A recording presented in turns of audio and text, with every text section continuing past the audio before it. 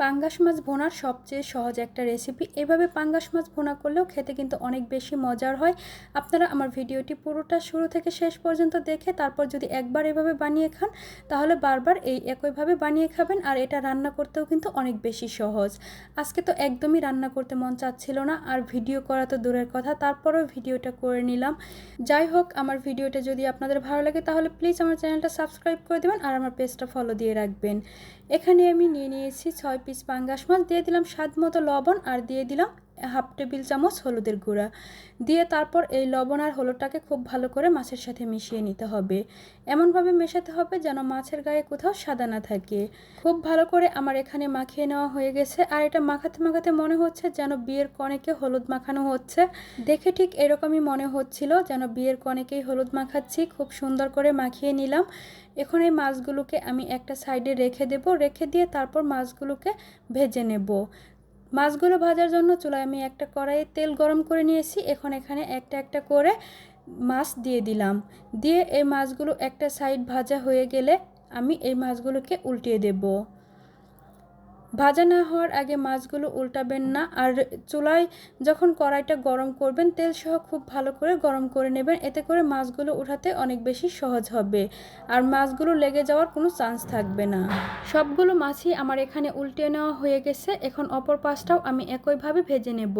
আর মাছগুলো ভাজার সময় চুলার জালটাকে অবশ্যই মিডিয়াম হিটে রেখে ভাজবেন। জালটা একদম কমিয়ে দিয়ে ভাজবেন না, তাহলেও কিন্তু মাছগুলো নিচে লেগে যাবে।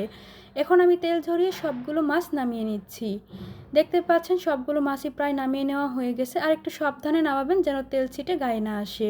এই তেলের মধ্যেই আমি পুরোটা রান্না কমপ্লিট করব, তাই এখানে আমি দিয়ে দিলাম প্রায় 1.5 কাপের মতো পেঁয়াজ কুচি আর দিয়ে দিলাম 5-6টা কাঁচামরিচ ফালি। দিয়ে তারপর নেড়েচেড়ে মিশিয়ে নিচ্ছি। এই পেঁয়াজটাকে চুলার জাল বাড়িয়ে দিয়ে নরম করে ভেজে নিয়েছি। লাল করে ভাজার কোনো প্রয়োজন নাই, নরম করে ভেজে নিলেই হবে। পেঁয়াজটা আমার এখানে ভাজা হয়ে গেছে। এখন আমি এখানে একটু পানি দিয়ে দিচ্ছি, এতে করে পেঁয়াজটা ভাজা বন্ধ হয়ে যাবে। পানি দিয়ে পেঁয়াজ মরিচের সাথে মিশিয়ে নিচ্ছি। এখন আমি এখানে দিয়ে দেব 1 টেবিল চামচ পরিমাণ আদা রসুন বাটা, দিয়ে দিচ্ছি হাফ টেবিল চামচ ধনিয়া গুঁড়া, জিরা গুঁড়া, মরিচের গুঁড়া আর হলুদের গুঁড়া, দিয়ে দিলাম স্বাদ মতো লবণ। দিয়ে এখন সবগুলোকে খুব ভালো করে মিশিয়ে নেব। খুব ভালো করে মিশিয়ে নিতে হবে। তারপর চুলার জালটাকে মিডিয়াম হিটে রেখে 5 থেকে 6 মিনিট মশলাটাকে খুবই ভালো করে কষিয়ে নিতে হবে। মশলাটা যত ভালো করে কষাবেন রান্নার স্বাদটা তত বেশি ভালো আসবে। মশলাটাকে যদি ভালোভাবে না কষিয়ে নেন তাহলে কিন্তু এর থেকে কাঁচা গন্ধ আসবে, আর এটা খেতে কিন্তু একদমই ভালো লাগবে না। তাই খুব ভালো করে মশলাটাকে কষিয়ে নিতে হবে। যখন এভাবে তেল উপরে উঠে আসবে তখন বুঝে নিতে হবে মশলাটা ভালো করে কষানো হয়ে গেছে। এরপর আমি এখানে দিয়ে দিলাম 1 কাপ পানি। পানি দিয়ে তারপর ভেজে নেওয়া মাছগুলো দিয়ে দিলাম। এখন এই মাছটাকে আমি রান্না করে নেব। আমি সব দিকে মাছটাকে ছড়িয়ে দিলাম। এখন এটাকে চুলার জালটাকে হাই হিটে রেখে রান্না করব। এটা রান্না করতে অনেক বেশি সময় লাগবে না। আপনারা যদি একটু ঝোল খেতে চান সেক্ষেত্রে আপনারা আর একটু পানি বাড়িয়ে দিতে পারেন। আমি একদম মাখো মাখো করে মাছটাকে ভুনা করব। মাঝে মাঝে একটু নেড়েচেড়ে দিতে হবে, খেয়াল রাখতে হবে যেন নিচে পোড়া লেগে না যায়। যদি পোড়া লেগে যায় তাহলেও কিন্তু এটা খেতে ভালো লাগবে না, তাই নেড়েচেড়ে দেবেন। মাছটা আমার এখানে প্রায় রান্না করে নেওয়া হয়ে গেছে। এখন আমি এখানে দিয়ে দেব হাফ টেবিল চামচ গরম মশলার গুঁড়া।